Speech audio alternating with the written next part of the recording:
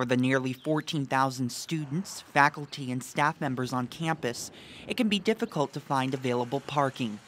According to the UNI Department of Public Safety, there are only 9,200 parking spots available. For some, finding a spot near their destination is simply out of the question.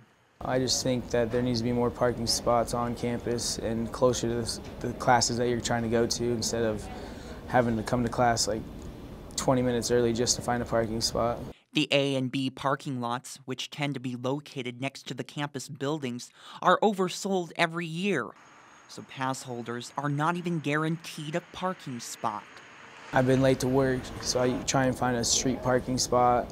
And then recently they've been giving $30 tickets, because one for failure to purchase a parking pass, and then the other one would be parking in 30 minutes for over 30 minutes. So they've been doubling up, and you would think with all this income they're incurring from parking fees that they would be able to provide another parking lot for us.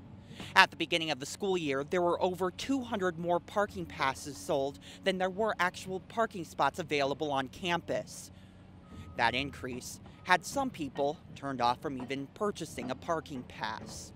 My first couple of years here, I got one, and I realized that you had to be here so early in order to find a spot that it really just it became easier just to park off campus and walk the 4 or 5 blocks to class. Parking pass prices can range from person to person depending on where they park.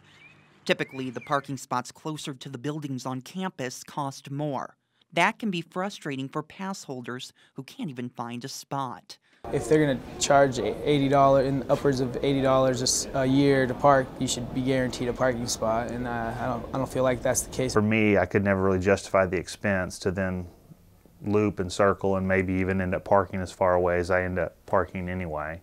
The number of parking spots available on campus has decreased even more, as Baker Hall's parking lot is now closed due to the demolition of the building, as you can see behind me. Individuals who parked in this area are now forced to park elsewhere.